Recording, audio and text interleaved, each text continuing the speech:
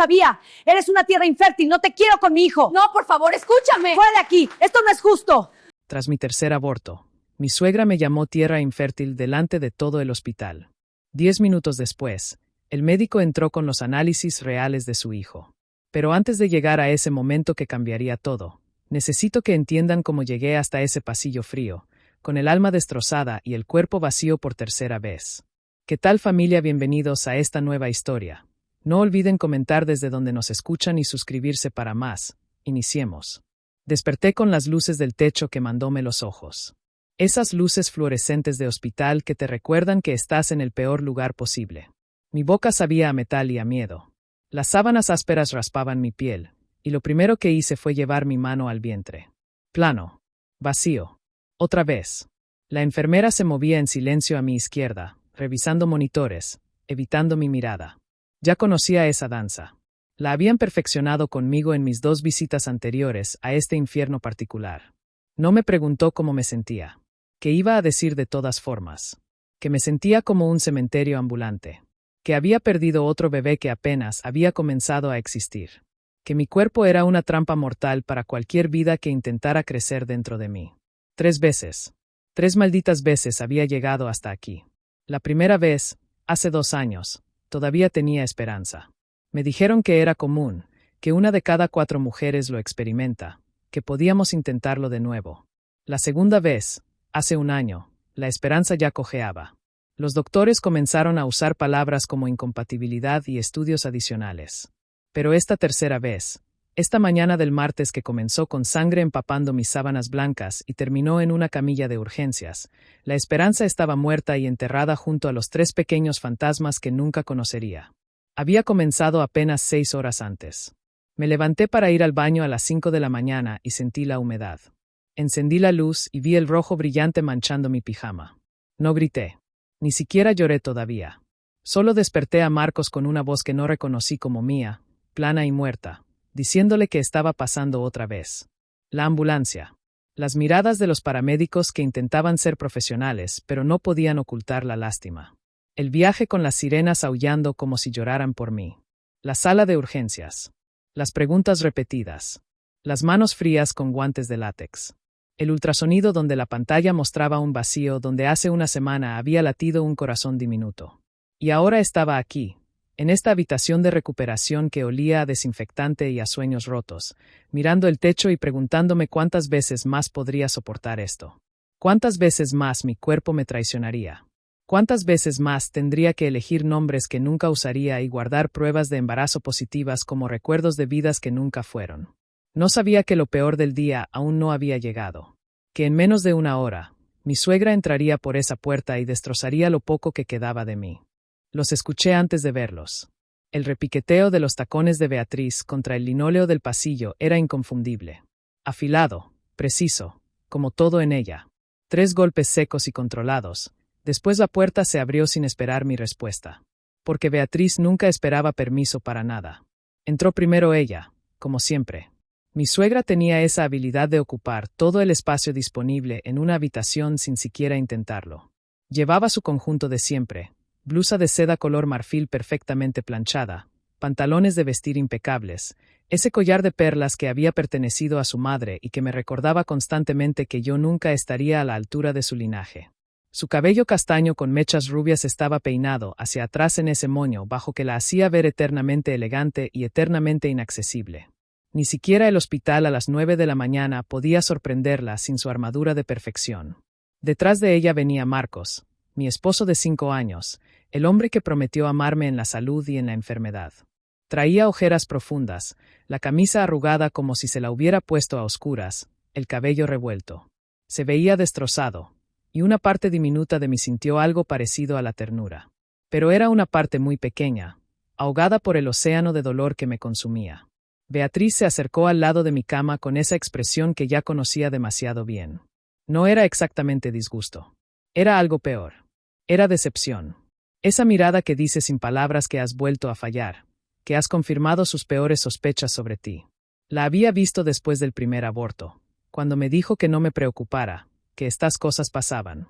La había visto con más intensidad después del segundo, cuando sugirió que quizás debería consultar con un especialista en fertilidad, como si yo no hubiera pensado ya en eso 1000 veces. Y ahora, después del tercero, esa mirada tenía algo más. Tenía veredicto. Marcos finalmente llegó hasta mí. Su mano buscó la mía sobre las sábanas, y cuando nuestros dedos se tocaron, sentí que él temblaba. O quizás era yo. Ya no sabía distinguir dónde terminaba mi dolor y dónde comenzaba el de todos los demás. Me apretó la mano con fuerza, demasiada fuerza, como si intentara anclarme a este mundo cuando lo único que yo quería era desaparecer. Pero no me miró a los ojos. Marcos clavó su vista en nuestras manos entrelazadas, en las sábanas blancas, en el monitor que pitaba monótonamente marcando mi ritmo cardíaco. En cualquier lugar excepto en mis ojos. Y en ese momento supe algo fundamental. Supe que él también me culpaba. Quizás no conscientemente. Quizás ni siquiera se atrevería a admitirlo frente a un espejo, pero en algún rincón oscuro de su mente, Marcos creía que esto era mi culpa. Beatriz se acomodó en la silla junto a la ventana, cruzó las piernas con elegancia estudiada y dejó su bolso de diseñador en su regazo. No preguntó cómo me sentía. No preguntó si necesitaba algo. No preguntó si quería hablar o si prefería estar sola. Simplemente se instaló allí como quien toma posesión de un territorio, y supe instintivamente que no había venido a consolarme. Había venido a juzgarme. Llevábamos 3 años en esto. 3 años desde que Marcos y yo decidimos que era momento de tener hijos. 3 años de pruebas de ovulación, de aplicaciones que rastreaban mi ciclo, de sexo programado que había matado cualquier espontaneidad en nuestro matrimonio. 3 años de esperanzas y decepciones. Pero estos últimos 2 años, desde el primer aborto, habían sido diferentes. Habían sido un descenso lento al infierno, con Beatriz como espectadora crítica de cada paso en falso. Nunca había sido suficiente para ella, ni siquiera antes de los abortos. El silencio en la habitación era denso, pegajoso, como si el aire mismo estuviera cargado de todas las palabras que nadie se atrevía a pronunciar. Beatriz abrió su bolso, sacó un pañuelo de tela bordado, uno de esos que parecían demasiado elegantes para usarse realmente, y lo sostuvo entre sus dedos sin llegar a usarlo. Era puro teatro. Siempre lo había sido con ella. Entonces comenzó. Suave al principio, con esa voz modulada que usaba cuando quería parecer razonable, maternal incluso. Me dijo que entendía que esto debía ser muy difícil para mí, que no podía imaginar lo que estaba pasando, excepto que sí podía imaginarlo, porque me lo recordaba constantemente. Me recordaba que ella había tenido 3 embarazos perfectos, 3 partos sin complicaciones, 3 hijos sanos. Bueno, 2 hijos y una hija, pero Marcos era su orgullo, su primogénito, su heredero perfecto. Dijo que quizás era momento de ser realistas. Esa palabra, realistas, la pronunció con un énfasis particular, como si hasta ahora yo hubiera estado viviendo en un mundo de fantasía. Me sugirió que había otras opciones. Adopción, por ejemplo. O quizás podíamos considerar un vientre subrogado. Dijo podíamos, como si ella fuera parte de esta ecuación, como si mi útero y mi capacidad de gestar fueran asuntos familiares que requerían votación democrática. Continuó diciendo que conocía a varias parejas que habían optado por estas alternativas y eran muy felices. Que en el mundo moderno ya no había necesidad de sufrir tanto. Que yo era joven todavía, apenas 32 años, que tenía tiempo de explorar otras rutas hacia la maternidad. Cada palabra estaba cuidadosamente elegida para sonar como preocupación genuina, pero yo podía escuchar el subtexto. Lo que realmente decía era que mi cuerpo había fallado, que era defectuoso, que era hora de admitir la derrota y buscar alternativas porque claramente yo no estaba capacitada para esta tarea fundamental de ser mujer. Marcos seguía sosteniendo mi mano, pero su agarre se había aflojado. Podía sentirlo retrayéndose emocionalmente incluso mientras físicamente permanecía a mi lado. No dijo nada para detener a su madre. No levantó la voz para decirle que este no era el momento ni el lugar. Solo dejó escapar un suspiro débil y murmuró algo apenas audible sobre que quizás no era el mejor momento para esta conversación. Quizás no era el mejor momento. No ahora, mamá. Palabras sin fuerza, sin convicción. Una protesta tan suave que se evaporó en el aire antes de siquiera registrarse en la conciencia de Beatriz. Entonces ella cambió de táctica. Comenzó a hablar de su sobrina, Carolina. Carolina la perfecta, Carolina la fértil, Carolina que a los 28 años ya tenía 3 hijos hermosos y estaba considerando un cuarto. Me contó con todo detalle cómo Carolina ni siquiera había tenido que intentarlo, cómo cada embarazo había llegado casi sin esfuerzo, como los bebés habían nacido gordos y rosados y saludables. Me describió la última reunión familiar donde los 3 niños corrían por el jardín de la casa de Beatriz, llenando el espacio con risas y energía. Ese jardín que debería estar lleno de mis hijos. Ese era el mensaje real. Beatriz suspiró, un suspiro largo y dramático, y dijo que algunas mujeres simplemente estaban hechas para la maternidad de forma natural. Que era genético, supuso. Que venía de familia. Que su lado de la familia siempre había sido bendecido con fertilidad abundante. Las mujeres de su linaje, dijo con orgullo apenas disimulado, nunca habían tenido estos problemas. Sentí como algo se retorcía dentro de mí. No era el útero vacío, eso ya estaba entumecido. Era algo más profundo, más visceral. Era rabia mezclada con humillación mezclada con un dolor tan agudo que casi podía saborearlo. Quise gritarle que se callara, que saliera de mi habitación, que me dejara sufrir en paz. Quise arrancarle ese pañuelo bordado de las manos y hacerlo pedazos. Pero no hice nada de eso. Me quedé allí, paralizada en esa cama de hospital, con las sábanas ásperas raspando mi piel hipersensible, escuchando cómo mi suegra diseccionaba metódicamente mis fracasos reproductivos y los comparaba con los triunfos de otras mujeres. Mujeres mejores. Mujeres más capaces. Mujeres que sí podían cumplir con el requisito básico de perpetuar el apellido familiar. Apreté las sábanas con mi mano libre hasta que mis nudillos se pusieron blancos. El algodón barato se arrugó entre mis dedos mientras tragaba cada palabra venenosa, cada comparación cruel, cada sugerencia apenas velada de que yo era el problema, el eslabón débil, la decepción que había entrado en esta familia perfecta. El doctor apareció en la puerta como una interrupción bendita a la tortura psicológica que estaba soportando. El doctor Ramírez era un hombre de unos 50 años, con canas en las sienes y una expresión perpetuamente seria que nunca me había molestado hasta ahora. Me conocía demasiado bien. Había estado presente en mis 3 tragedias. Era el testigo silencioso de mi incapacidad de retener vida dentro de mí. Entró con su bata blanca almidonada y una carpeta bajo el brazo. Me miró directamente a los ojos con esa mezcla de profesionalismo y compasión que los médicos aprenden en algún momento de su formación. Me dijo que necesitaban hacerme más análisis. Estudios más profundos esta vez. Que después de 3 abortos espontáneos era protocolo investigar causas subyacentes más complejas. Trombofilias, problemas inmunológicos, anomalías cromosómicas. Una letanía de posibilidades aterradoras que sonaban como sentencias. Asentí mecánicamente. Por supuesto que harían más análisis. Siempre había más análisis. Más agujas, más tubos de sangre, más horas esperando resultados que confirmarían que algo en mí estaba fundamentalmente roto. Beatriz se levantó de su silla tan abruptamente que el respaldo golpeó contra la pared. Su rostro, usualmente tan controlado, tan perfectamente compuesto, mostraba algo que nunca había visto antes. Era desdén puro, sin filtros, sin la capa de cortesía social que normalmente lo cubría. Preguntó para qué más análisis.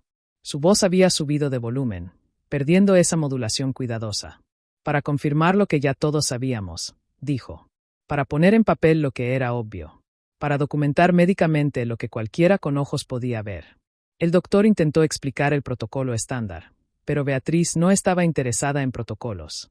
Estaba en modo de ataque ahora, y yo era el blanco. Siempre lo había sido, me di cuenta en ese momento. Desde el día que Marcos me llevó a conocerla, cuando me miró de arriba abajo con esos ojos evaluadores y decidió que yo no era suficiente para su hijo. 5 años aguantando sus comentarios pasivo-agresivos, sus sugerencias veladas, sus comparaciones constantes con las esposas de sus otros hijos, con sus sobrinas, con cualquier mujer que cumpliera sus estándares imposibles. Salimos al pasillo, los 3. Beatriz, Marcos y yo. El doctor se había quedado en la habitación, probablemente aliviado de escapar de la tensión que podía cortarse con bisturí. El pasillo estaba lleno de actividad matutina. Enfermeras moviendo carritos de medicamentos, camilleros transportando pacientes, familias agrupadas fuera de otras habitaciones esperando noticias de sus seres queridos. Luces fluorescentes zumbando sobre nuestras cabezas. El olor a desinfectante mezclado con café rancio de alguna máquina cercana. Y entonces Beatriz lo dijo. Lo dijo en voz alta, sin importarle quien pudiera escuchar.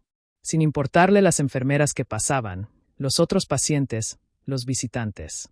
Sin importarle que estaba destruyéndome en público. Me llamó tierra infértil. Pronunció esas palabras como un diagnóstico, como una verdad absoluta e innegable. Dijo que su hijo merecía una mujer que pudiera darle una familia. Una mujer de verdad, implicaba. No esta versión defectuosa que no podía cumplir con la función biológica más básica. El mundo se detuvo. Juro que pude escuchar cómo mi corazón se partía en pedazos dentro de mi pecho. Sentí que mis piernas se volvían líquidas, que el suelo se movía bajo mis pies. Las voces del pasillo se convirtieron en un zumbido distante. Todo lo que podía escuchar era esa frase rebotando en mi cráneo. Tierra infértil. Tierra infértil. Tierra infértil. Vi las caras de las personas a nuestro alrededor girarse hacia nosotros. Vi shock, incomodidad, lástima en sus expresiones. Una enfermera joven se detuvo en seco, con la boca ligeramente abierta. Un anciano en silla de ruedas nos miraba con desaprobación clara hacia Beatriz. Pero a ella no le importaba. Estaba tan consumida por su propia indignación, por su decepción en mí, que no veía nada más. Marcos balbuceó algo. Su voz sonaba como si viniera de muy lejos. Mamá, creo que dijo. Solo eso. Mamá. No fue una orden. No fue una defensa apasionada de su esposa. Fue apenas un susurro patético, una protesta tan débil que se perdió en el aire. Mis piernas se movieron solas. No recuerdo haber tomado la decisión de caminar, pero de repente estaba de regreso en la habitación, dejando a Beatriz y a Marcos en ese pasillo maldito. Cerré la puerta detrás de mí con un clic suave que sonó como el cierre de un ataúd. La habitación parecía más pequeña ahora, las paredes más cercanas, el techo más bajo. El aire se sentía espeso, difícil de respirar. Me senté en el borde de la cama y fue entonces cuando comenzó. El llanto que había estado conteniendo desde las 5 de la mañana, desde que vi esa primera mancha de sangre, finalmente se desbordó. No fue bonito ni delicado. Fue feo y ruidoso y desesperado. Sollozos que sacudían todo mi cuerpo, que me doblaban en dos, que me hacían gemir como un animal herido. Las lágrimas empaparon la horrible bata de hospital que llevaba puesta. Esa bata azul pálido con dibujos ridículos de ositos que alguien había pensado que sería reconfortante en una sala de maternidad. ¡Qué ironía cruel! Ositos para las mujeres que acababan de perder a sus bebés. Ositos para recordarnos lo que nunca sostendríamos en nuestros brazos. Lloré por todo. Por la mancha de sangre en mis sábanas blancas esta mañana. Por el viaje en ambulancia donde tuve que explicarle al paramédico que sí, esto ya había pasado antes, 2 veces antes. Por el ultrasonido donde la pantalla mostraba oscuridad donde hace una semana había visto ese pequeño punto parpadeante que era un corazón. Un corazón que latió por tan poco tiempo que apenas tuvo oportunidad de existir. Lloré por mi primer bebé, al que iba a llamar Emma si era niña o Santiago si era niño. Lo perdí a las 8 semanas. Todavía tenía la prueba de embarazo guardada en un cajón de mi mesita de noche, las 2 líneas rosadas desvanecidas pero visibles, evidencia de una vida que duró menos de 2 meses. Lloré por mi segundo bebé, sin nombre porque había aprendido la lección de no encariñarme demasiado pronto. Lo perdí a las 10 semanas, justo cuando había comenzado a creer que esta vez sería diferente. Había comprado un diminuto par de calcetines amarillos el día anterior. Todavía estaban en su paquete, escondidos en el fondo de mi closet donde Marcos no pudiera verlos. Y lloré por este tercero, por este fantasma que acababa de dejarme. 7 semanas. Ni siquiera había llegado tan lejos como los otros. Como si mi cuerpo estuviera perfeccionando el arte de rechazar vida, volviéndose más eficiente en destruir esperanzas. 3 bebés. 3 pequeños fantasmas que me seguirían por el resto de mi vida. 3 fechas que nunca podría olvidar, marcadas en mi calendario mental con tinta roja. 3 tumbas invisibles que solo yo podía ver. Me miré las manos, temblando sobre mi regazo. Estas manos que habían acariciado mi vientre durante esas pocas semanas preciosas, susurrándole promesas al pequeño ser que crecía dentro. Promesas que no pude cumplir. Estas manos que deberían estar sosteniendo a un bebé ahora, cambiando pañales, dando biberones, pero que en cambio estaban vacías. Siempre vacías. Pensé en todos esos momentos durante los últimos 3 años. Las pruebas de ovulación apiladas en el baño. Las aplicaciones en mi teléfono rastreando mi ciclo con precisión militar. El sexo programado que había matado cualquier romance en mi matrimonio, reduciéndolo a una transacción mecánica destinada a producir descendencia. Las vitaminas prenatales que tomaba religiosamente cada mañana como un acto de fe.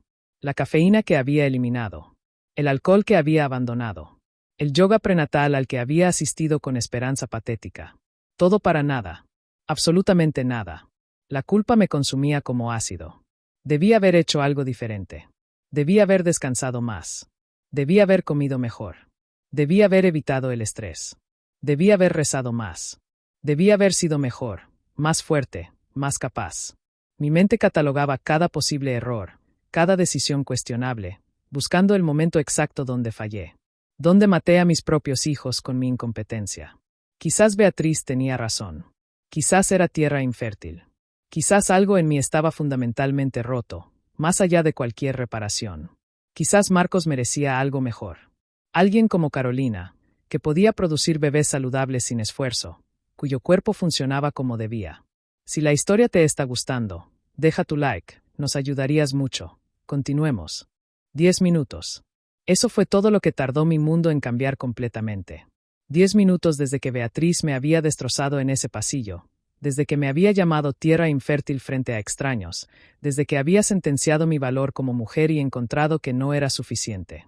Estaba sentada en la cama todavía, con los ojos hinchados y la garganta en carne viva de tanto llorar, cuando escuché los golpes en la puerta.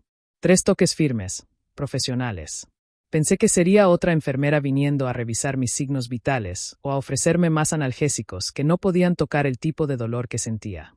Pero era el doctor Ramírez. Entró con esa carpeta marrón claro bajo el brazo, la misma que había llevado antes, pero ahora la sostenía de manera diferente. Más apretada, como si contuviera algo importante, algo urgente. Su expresión era seria, más seria de lo normal. Y eso ya era decir mucho viniendo de un hombre que profesionalmente lidiaba con tragedias reproductivas a diario. Había algo diferente en sus ojos. No era la compasión cansada que había visto antes. No era la lástima profesional que los médicos perfeccionan después de dar malas noticias una y otra vez. Era algo más agudo, más enfocado.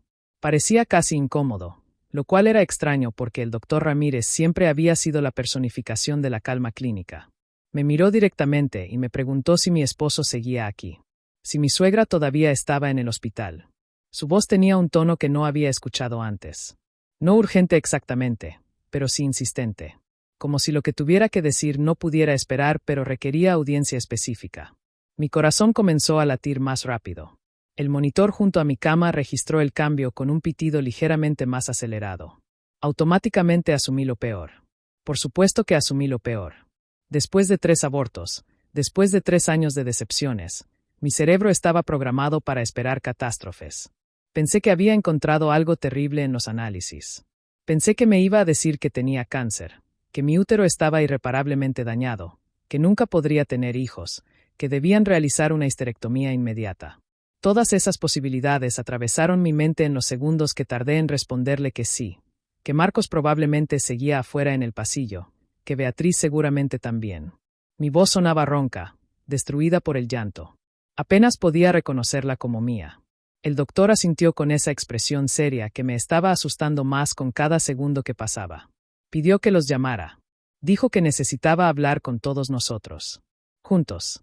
Ahora. La forma en que dijo ahora hizo que mi estómago se retorciera. Sentí náuseas subiendo por mi garganta. Mis manos temblaban mientras buscaba mi teléfono en la mesita al lado de la cama. El doctor se quedó de pie junto a la puerta, esperando, con esa carpeta apretada contra su pecho como si contuviera secretos que cambiarían todo. Y tenía razón. Lo que esa carpeta contenía iba a cambiar absolutamente todo. Pero no de la manera que yo imaginaba. No de la manera que ninguno de nosotros podía haber imaginado en ese momento. Marcos entró primero, con Beatriz pisándole los talones como siempre. Ella había recuperado su compostura, ese barniz de control que se había resquebrajado brevemente en el pasillo. Su rostro mostraba esa expresión de superioridad apenas velada, como si estuviera lista para escuchar más confirmaciones de mi inadecuación. Marcos se veía pálido, nervioso, con las manos metidas en los bolsillos de sus jeans arrugados. El doctor Ramírez cerró la puerta detrás de ellos. El clic del pestillo sonó definitivo, final. Nos pidió que nos sentáramos. Su tono no admitía debate. Beatriz frunció el ceño ligeramente, claramente molesta de que alguien le diera órdenes, pero se acomodó en la silla junto a la ventana. Marcos se sentó en el borde de mi cama, sin tocarme esta vez, manteniendo una distancia cuidadosa como si mi fracaso pudiera ser contagioso. El doctor permaneció de pie, con la carpeta ahora abierta en sus manos. Pude ver papeles, gráficas, números que no significaban nada para mí desde donde estaba. Su rostro era una máscara de profesionalismo, pero había algo debajo. Algo que parecía incomodidad mezclada con determinación. Comenzó diciendo que los análisis habían mostrado algo que debieron haber investigado hace mucho tiempo. Mi corazón se hundió más, si eso era posible. Aquí venía.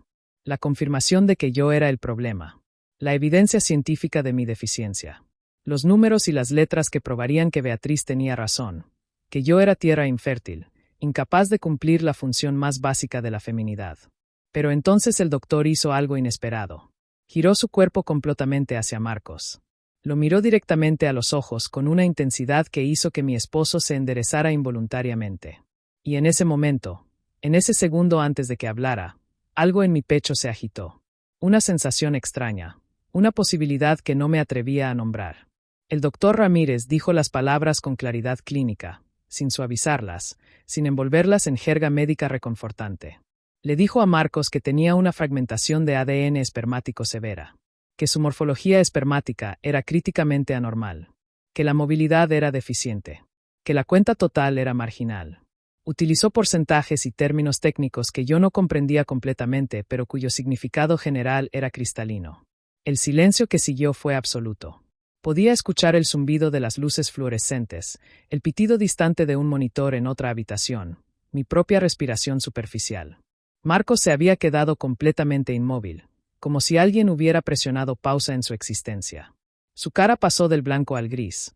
Sus ojos parpadearon rápidamente como si estuviera intentando procesar información en un idioma extranjero.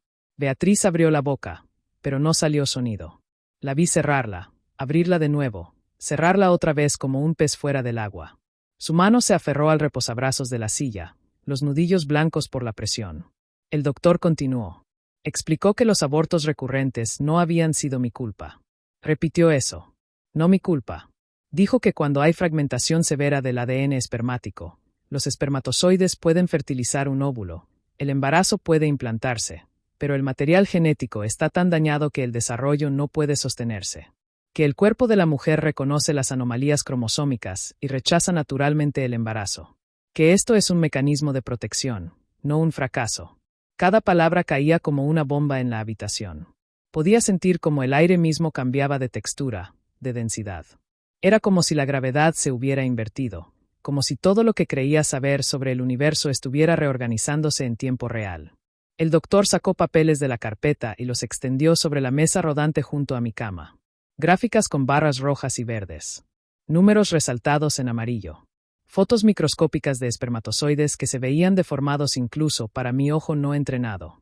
Comparaciones con rangos normales que mostraban lo lejos que Marcos estaba de esos estándares. Explicó que esto podía ser causado por múltiples factores. Exposición a toxinas ambientales, estrés oxidativo, varicocele no diagnosticado, factores genéticos. Que Marcos necesitaría ver a un especialista en fertilidad masculina, que habría que hacer más pruebas, que había tratamientos disponibles pero no garantías. 3 años. 3 malditos años. 3 embarazos perdidos. 3 pequeñas vidas que nunca llegaron a ser. Y todo este tiempo, mientras yo me destrozaba pensando que mi cuerpo era una tumba, mientras Beatriz me comparaba con su sobrina fértil, mientras Marcos evitaba mi mirada cargada de culpa, el problema nunca había sido yo. Nunca había sido yo. Miré a Marcos y vi cómo la realización lo golpeaba en oleadas. Vi el shock, la negación, la confusión.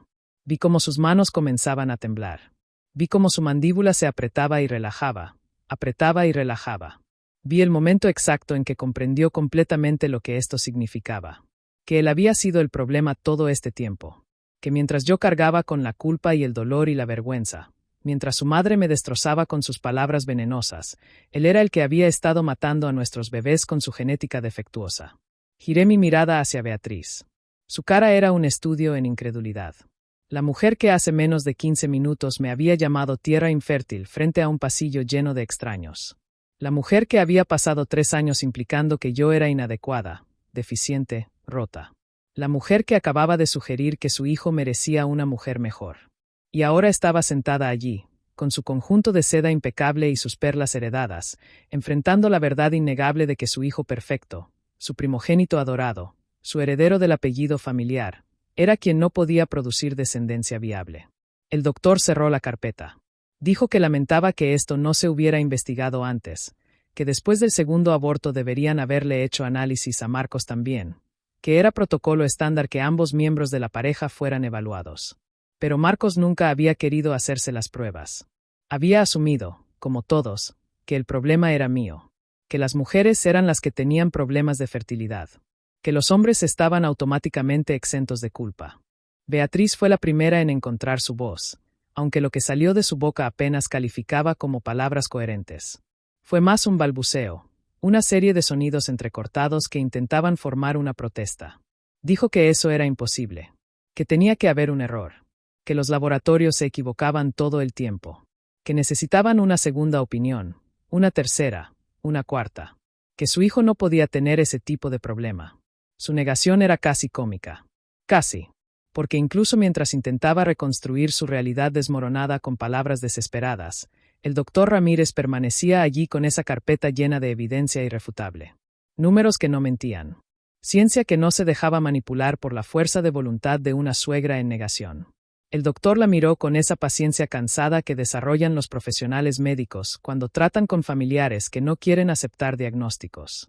Le dijo con voz firme, sin un ápice de duda, que los números no mentían, que habían corrido las pruebas 2 veces para estar seguros, que los resultados eran consistentes y concluyentes, que su hijo era, de hecho, el factor de infertilidad en esta pareja.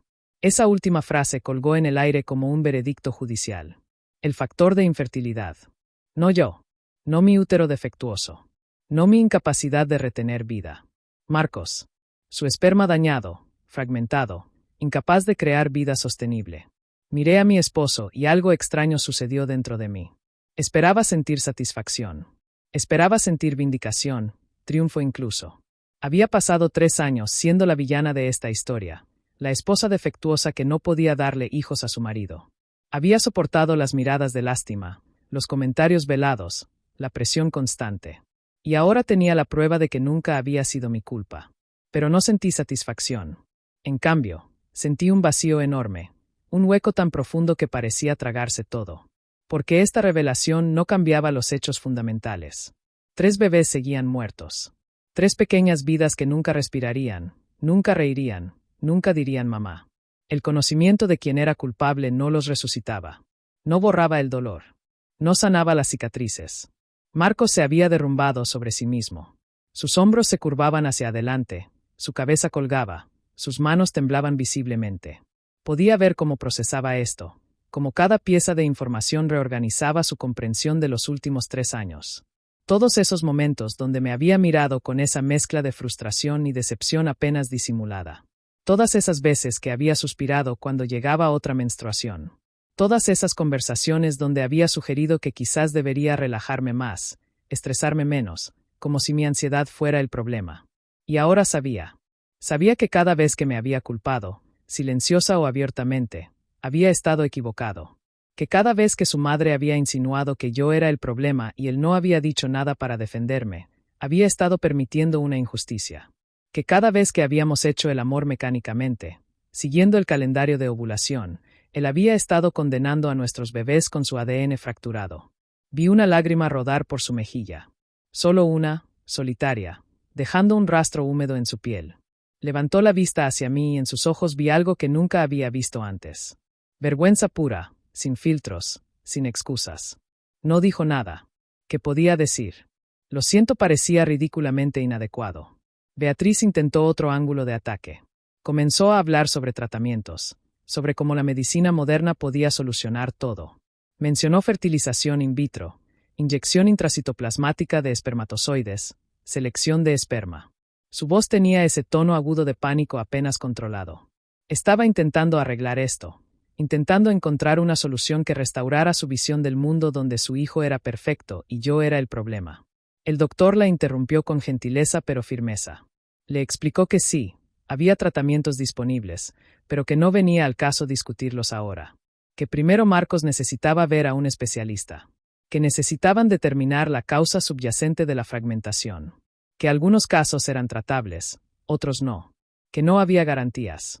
Que incluso con intervención médica, las tasas de éxito variaban enormemente. Beatriz se calló. Por primera vez desde que la conocía, Vi a mi suegra completamente sin palabras. No tenía más argumentos, más comparaciones con Carolina, más insinuaciones sobre mi inadecuación. Porque los hechos estaban allí, impresos en papel de laboratorio con membrete oficial, firmados por patólogos certificados. Su hijo era infértil. Su hijo perfecto, su primogénito adorado, el portador del apellido familiar, era quien no podía reproducirse efectivamente. Y ella acababa de humillarme públicamente por exactamente eso hace menos de media hora. La miré sentada en esa silla, con su conjunto de seda que de repente parecía menos impecable, su collar de perlas que ya no proyectaba herencia sino arrogancia vacía. Vi cómo sus manos se retorcían en su regazo, un gesto nervioso que nunca había visto en ella. Siempre había sido tan controlada, tan segura de sí misma, tan convencida de su superioridad. Y ahora estaba allí, enfrentando la evidencia de que había estado completamente equivocada. Que había pasado 3 años torturándome por algo que nunca fue mi responsabilidad. Que me había llamado tierra infértil cuando su propia semilla era la que estaba envenenada. Pensé en todas esas reuniones familiares donde había soportado sus comentarios sobre Carolina y sus 3 hijos perfectos. Pensé en la Navidad pasada cuando me había regalado un libro sobre nutrición para la fertilidad, con secciones marcadas con post-its amarillos.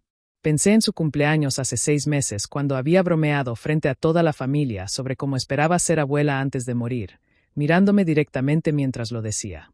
Cada insulto, cada insinuación, cada comparación cruel, ahora rebotaba hacia ella como un boomerang. Había lanzado veneno pensando que me destruiría, sin saber que eventualmente volvería para envenenar a su propio hijo. Justicia poética, pensé. Aunque la palabra justicia parecía demasiado limpia, demasiado satisfactoria para lo que realmente sentía. Porque no había ganadores aquí. Solo víctimas de diferentes tipos. El doctor Ramírez comenzó a recoger los papeles, a cerrar la carpeta. Dijo que nos daría tiempo para procesar esta información. Que dejaría referencias para especialistas en fertilidad masculina. Que Marcos debería hacer una cita lo antes posible. Su tono era profesional, pero pude detectar algo más debajo. Algo que sonaba a disgusto. Quizás incluso a enojo contenido. El doctor salió de la habitación, cerrando la puerta suavemente detrás de él. El sonido de sus pasos alejándose por el pasillo fue como una cuenta regresiva. 3 personas quedamos en ese espacio que de repente parecía demasiado pequeño para contener todo el peso de lo que acabábamos de descubrir. Beatriz, Marcos y yo. El triángulo que había definido mi miseria durante 3 años. Beatriz se levantó de su silla con movimientos rígidos, mecánicos. Por primera vez desde que la conocía, parecía vieja. No elegantemente madura, no distinguida, sino genuinamente vieja y frágil. Murmuró algo sobre necesitar aire, sobre tomar un café, palabras que se disolvieron en el aire mientras salía apresurada de la habitación. La puerta se cerró detrás de ella y entonces quedamos solo Marcos y yo. El silencio era denso, opresivo. Podía escuchar su respiración irregular, agitada, como si acabara de correr una maratón. Seguía sentado en el borde de mi cama, encorvado, con la cabeza entre las manos. Sus dedos se enredaban en su cabello castaño, tirando ligeramente, un gesto de angustia que le había visto hacer solo en momentos de estrés extremo. Esperé. No sabía qué esperaba exactamente. Quizás una disculpa. Quizás una explicación. Quizás que levantara la cabeza y me mirara a los ojos y reconociera todo el daño que me había causado, todo el dolor que había permitido que su madre me infligiera, toda la culpa que yo había cargado sola. Finalmente habló. Su voz sonaba ronca, quebrada. Dijo que lo sentía. Solo eso. Lo siento. 2 palabras patéticas que flotaron en el aire entre nosotros como hojas muertas. Lo miré. Realmente lo miré, por primera vez en lo que parecían años. Este hombre con quien me había casado hace 5 años en una ceremonia que su madre había orquestado hasta el último detalle. Este hombre que me había prometido amor eterno, que me había jurado que estaríamos juntos en las buenas y en las malas. Este hombre que durante 3 años me había dejado ahogarme en culpa mientras él se mantenía cómodamente en la superficie, asumiendo que el problema era mío. Le pregunté, aunque las palabras solo existieron en mi mente porque mi garganta estaba demasiado cerrada para hablar, qué sentía exactamente. Sentía haberme dejado creer que era mi culpa. Sentía no haberme defendido de su madre. Sentía los 3 bebés muertos. Sentía su cobardía. Sentía que me había fallado en formas que ni siquiera podía comenzar a enumerar. Marcos intentó tocarme. Extendió su mano hacia la mía y la retiré instintivamente. Vi el dolor en su rostro cuando hice eso. Vi cómo ese rechazo lo golpeó físicamente. Pero no me importó. Había pasado 3 años siendo tocada con lástima, con obligación, con la expectativa de que mi cuerpo finalmente funcionara correctamente. No quería sus manos sobre mí ahora. Encontré mi voz finalmente. Salió áspera, destruida por horas de llanto, pero salió. Le dije, aunque sabía que nunca pronunciaría estas palabras en voz alta, que 3 años. 3 años de culpa. 3 años de vergüenza. 3 años de escuchar a su madre insinuar que yo era defectuosa. 3 años de verlo a él asentir en silencio mientras ella me destrozaba. 3 años de sentirme como un fracaso, como una mujer incompleta, como tierra infértil. Tierra infértil. Esas palabras resonaban en mi cabeza como un eco maldito. Su madre me había llamado eso hace menos de 1 hora. Y él había estado allí. Había escuchado esas palabras salir de la boca de Beatriz y lo único que había hecho fue murmurar una protesta tan débil que ni siquiera calificaba como defensa. Marcos comenzó a llorar. No lágrimas silenciosas y dignas. Sollozos completos que sacudían su cuerpo entero. Intentó hablar entre los sollozos. Intentó explicarse. Dijo que él tampoco sabía. Que también estaba asustado. Que no quería creer que pudiera ser él. Que era más fácil asumir que era mi problema porque las mujeres eran las que tenían problemas de fertilidad. Eso era lo que todos pensaban, lo que todos asumían. Y ahí estaba. La verdad cruda y fea. Había sido más fácil culparme a mí. Más cómodo. Más conveniente. Porque yo ya estaba dispuesta a aceptar esa culpa. Ya estaba programada por la sociedad para creer que si no podía tener hijos, era porque algo en mí estaba roto. Le dije mentalmente que su cobardía me daba asco. Que no era el problema médico lo que me destrozaba ahora. Sí, dolía saber que 3 bebés habían muerto porque su ADN era defectuoso. Dolía como el infierno. Pero lo que realmente me partía en 2 era saber que durante todo ese tiempo, mientras yo me culpaba, mientras me preguntaba qué había hecho mal, mientras soportaba los comentarios de su madre, él simplemente había dejado que sucediera. No me había protegido. No había sido mi defensor. No había sido mi compañero. Había sido un espectador pasivo de mi tortura, y peor aún, un participante silencioso. Marcos intentó acercarse de nuevo. Se deslizó más cerca en la cama, intentando cerrar el espacio físico entre nosotros como si eso pudiera cerrar el abismo emocional que acababa de abrirse. Me susurró que me amaba, que lo sentía mucho, que no sabía cómo arreglar esto pero que quería intentarlo. Lo miré a los ojos, rojos e hinchados de llorar, y sentí algo quebrarse dentro de mí. No era mi corazón. Eso ya estaba roto. Era algo más fundamental. Era la imagen que había tenido de nuestro matrimonio, de nuestra vida juntos, de quienes éramos como pareja. Le dije, en el silencio de mi mente porque las palabras reales se negaban a salir, que necesitaba tiempo, que no sabía si podía perdonar esto. No el problema médico. Eso no era su culpa. Pero su cobardía sí. Su silencio sí. Su complicidad en mi tortura sí. Me preguntó con los ojos qué podía hacer, cómo podía arreglarlo. Y la respuesta era simple y aterradora al mismo tiempo. No sabía si había algo que pudiera hacer. No sabía si quería que hiciera algo. No sabía si nuestro matrimonio podía sobrevivir esto. Marcos finalmente se levantó de la cama. Sus movimientos eran lentos, pesados, como si cada músculo de su cuerpo se resistiera. Murmuró algo sobre darme espacio, sobre ir a buscar a su madre. La puerta se cerró detrás de él con un clic suave y me quedé sola en esa habitación de hospital que olía a desinfectante y a futuros destruidos. Pero no podía quedarme allí. No ahora. Había algo que necesitaba hacer, algo que ardía en mi pecho exigiendo salida. Me levanté de la cama, sintiendo mis piernas temblorosas después de horas acostada. La bata de hospital se agitaba ridículamente alrededor de mis piernas mientras caminaba hacia la puerta. No me importaba cómo me veía. No me importaba que probablemente debería estar descansando. Había pasado 3 años siendo la víctima silenciosa. Ya no más. La encontré exactamente donde sabía que estaría. Beatriz estaba sentada en la sala de espera al final del pasillo, en uno de esos sillones de vinilo naranja que intentaban parecer acogedores, pero solo conseguían verse baratos. Tenía su bolso en el regazo, sus manos aferradas a él como si fuera un salvavidas. Su postura perfecta había desaparecido. Estaba encorvada, pequeña, nada parecida a la mujer que me había destrozado hace 1 hora. Mis pies descalzos contra el linóleo frío hacían un sonido casi silencioso mientras me acercaba. Ella no me vio venir. Tenía la mirada perdida en la pared opuesta, probablemente perdida en sus propios pensamientos, en su propia reevaluación de todo lo que creía saber. Me detuve frente a ella. Tardó unos segundos en darse cuenta de mi presencia. Cuando finalmente levantó la vista, vi algo en sus ojos que nunca había visto antes. No era exactamente miedo, pero se acercaba. Era incertidumbre, vulnerabilidad. La armadura de superioridad se había agrietado y por las fisuras se filtraba algo demasiado humano. La miré desde arriba, invirtiendo la dinámica de poder que siempre había existido entre nosotras. Siempre había sido ella la que me miraba con juicio, la que evaluaba y encontraba deficiencias. Ahora era mi turno. Hablé finalmente. Las palabras que habían estado formándose en mi garganta durante la última hora salieron con una calma gélida que no sabía que poseía. Le recordé sus palabras exactas. Tierra infértil.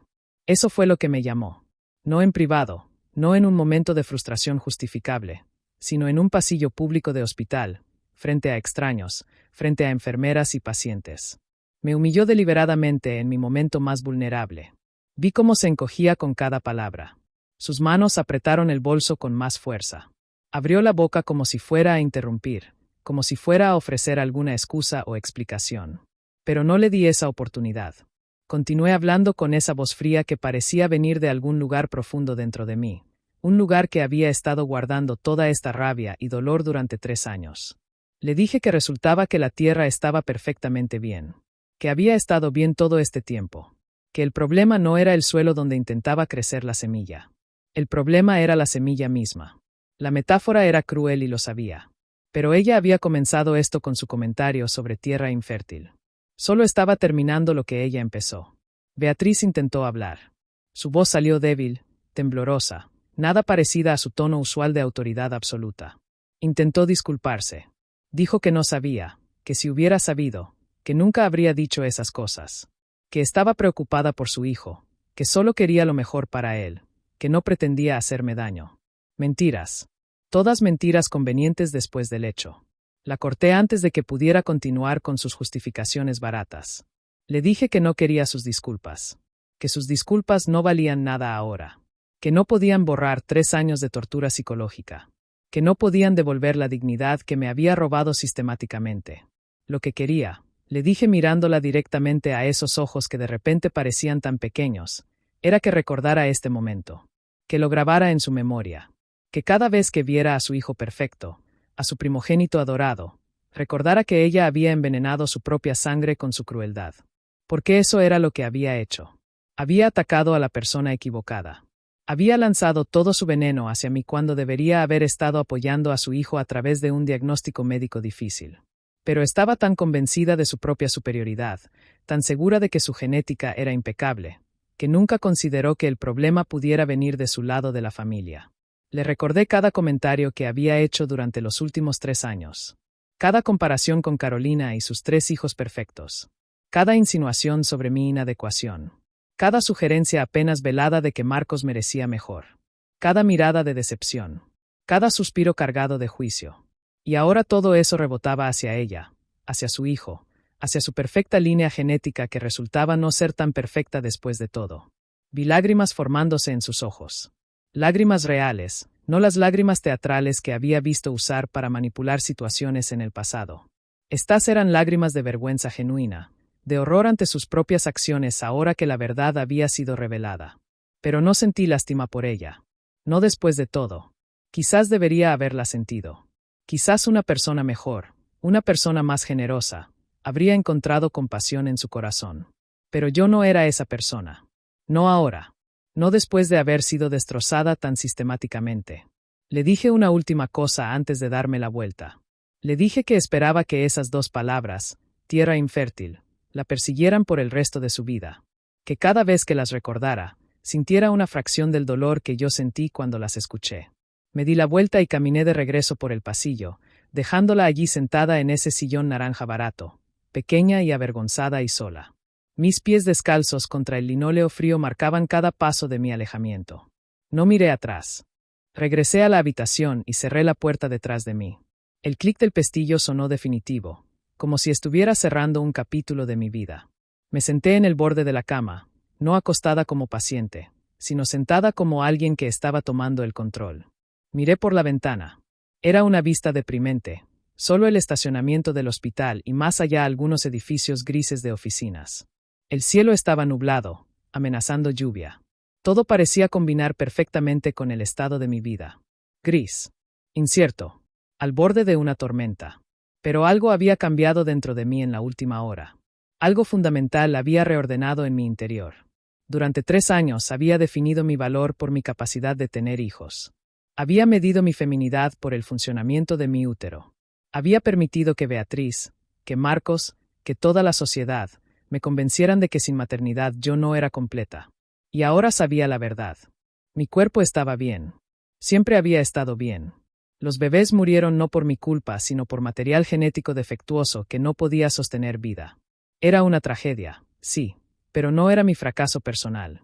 Esta realización debería haberme dado paz inmediata. Pero no funcionaba así. El dolor seguía allí, crudo y sangrante.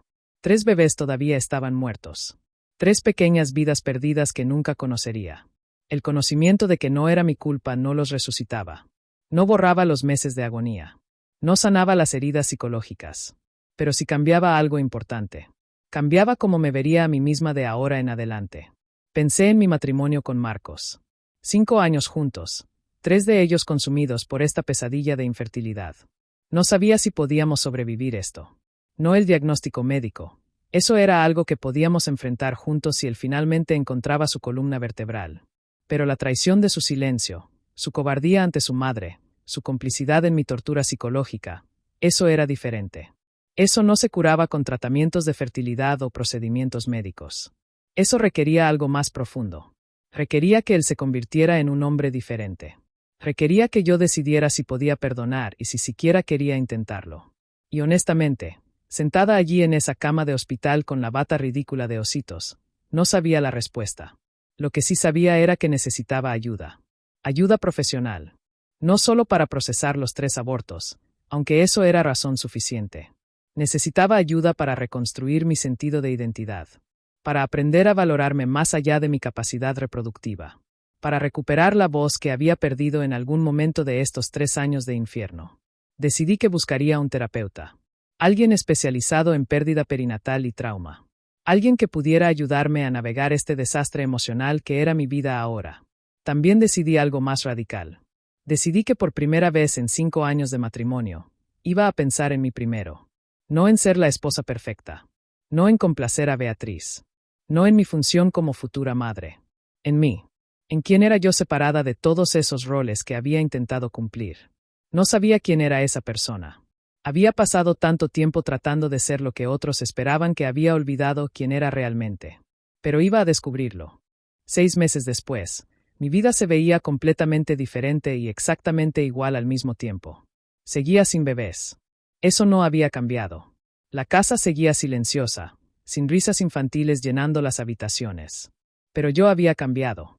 Profundamente. Iba a terapia todos los jueves a las 4 de la tarde. Mi terapeuta, Diana, me había ayudado a nombrar cosas que no sabía que necesitaban nombre. Duelo complicado. Trauma relacional. Codependencia. Palabras que al principio me asustaron pero que eventualmente se convirtieron en mapas que me mostraban el camino de regreso a mí misma. Marcos y yo también íbamos a terapia de pareja los martes. Esas sesiones eran brutales. Desenterrábamos cosas que habíamos enterrado durante años. Su incapacidad de enfrentar a su madre. Mi tendencia a absorber culpa que no me pertenecía. Los patrones tóxicos que habíamos construido juntos sin darnos cuenta. No sabía si nuestro matrimonio sobreviviría. Algunos días pensaba que sí. Otros días empacaba mentalmente mis maletas. Pero estábamos intentando, y eso tenía que contar para algo. No habíamos vuelto a intentar tener hijos. Marcos había visto al especialista en fertilidad. Había tratamientos disponibles, opciones que explorar. Pero primero necesitábamos sanarnos. Primero necesitábamos decidir si queríamos seguir siendo pareja. Beatriz había escrito una carta. Llegó hace 3 meses, en un sobrecolor crema con mi nombre escrito en su caligrafía perfecta. Todavía estaba en el cajón de mi mesita de noche, sin abrir. Quizás algún día la leería. O quizás no. Esa decisión era mía y solo mía. Lo que había aprendido en estos 6 meses era simple pero revolucionario. Me habían llamado tierra infértil, pero resultó que yo era un jardín esperando las condiciones correctas para florecer. Y esas condiciones empezaban conmigo misma, con mi propia dignidad, con mi capacidad de definir mi propio valor. Quizás algún día sería madre. Quizás no. Pero ya no definía mi existencia por mi útero. Ya no medía mi feminidad por mi capacidad de gestar vida. Había sobrevivido a quienes quisieron enterrarme. Pero no sabían que yo era una semilla. Muchas gracias por escuchar esta historia. Si les gustó, dejen su like para más. Nos vemos, familia.